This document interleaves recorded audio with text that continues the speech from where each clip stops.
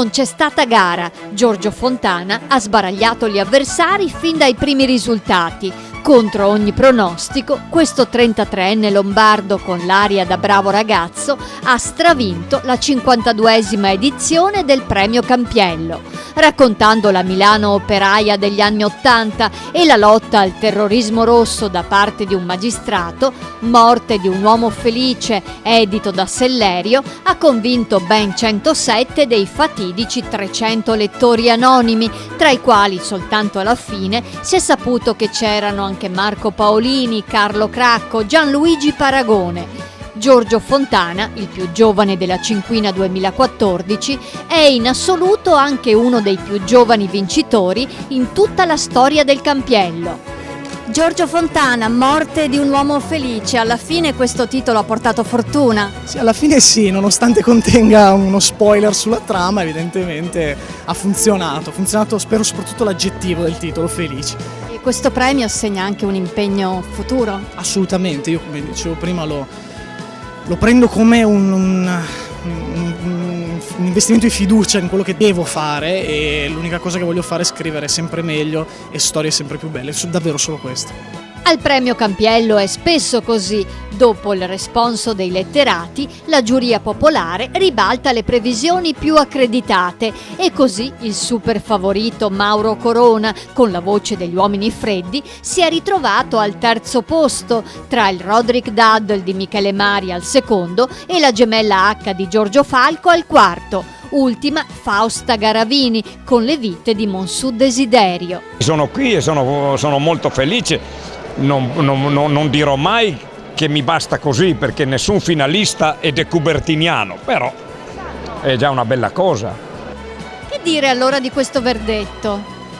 Il verdetto finale è interessante perché quando si premia un trentenne è sempre molto divertente per chi vede il premio ed è sempre una bella fregatura per il trentenne perché dopo è costretto ad andare avanti. È la cosa migliore che può fare un premio. Qualche riserva invece sulla formula del premio l'ha espressa la presidente della giuria, una scatenata Monica Guerritore. Bisogna combattere ancora di più nell'offrire più varietà. Il pubblico ci deve indicare veramente qual è quello che gli piace nella differenza anche dei generi. Sono contenta che ha vinto Giorgio Fontana perché sicuramente è un'attualità, un racconto drammatico della nostra storia appena finita. Forse la gente vuole ancora capire, però credo che ci debba essere insieme alla nostra storia anche altre immagini per permettere al pubblico di sorprenderci. Dopo anni di conduzione vecchio stile con Bruno Vespa a fare gli onori di casa, per il secondo anno consecutivo la cerimonia del premio, promosso dagli industriali del Veneto, è stata affidata a Neri Marcorè e Geppi Cucciari, due comici esperti di letteratura che, con battute a ruota libera e humor impertinente, hanno stroncato ogni sbadiglio sul nascere.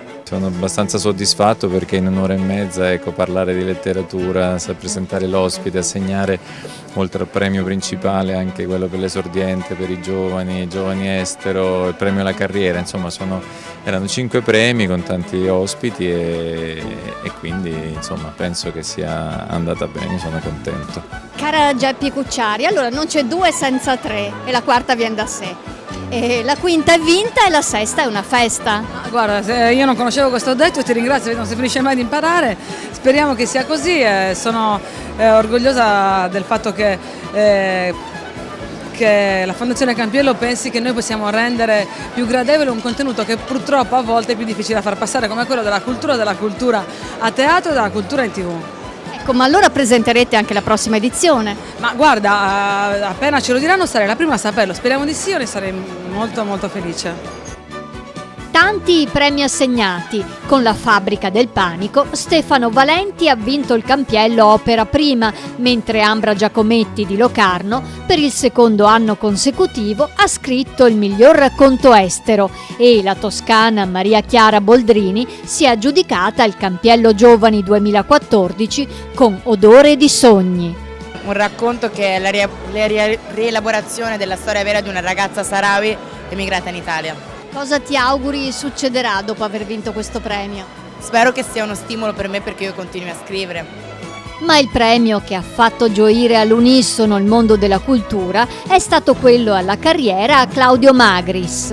Lo scrittore triestino, nonché insigne germanista, ha indicato una priorità: costruire un'Europa che sia davvero uno Stato federale. Lei ha espresso grande preoccupazione per il futuro, per noi in Italia e anche per l'Europa? Sì, soprattutto ho espresso più che altro il dispiacere, quella rabbia di vedere l'Europa in cui io credo profondamente, sognando il giorno in cui avremo uno Stato, in cui potrò votare per un presidente di un consiglio che si chiami Dupont come Rossi o come Gomez, e ho espresso soprattutto questa amarezza per questo, e quindi dispiacere. Però insomma la vita è larga e insomma non sono un pessimista rassegnato.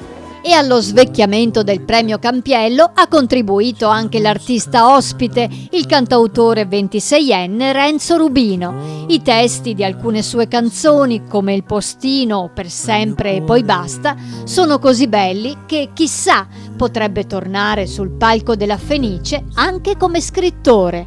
Quasi quasi potresti anche scrivere un libro. È uno dei desideri. Probabilmente un giorno, adesso sono ancora troppo acerbo per poter raccontare, anche per formulare magari in un modo giusto quello che vorrei dire, quindi c'è tempo, però mi piacerebbe davvero tanto, un giorno magari. Solo un'altra canzone, poi cancellerò il tuo nome per sempre, ed un'ultima volta ti porterò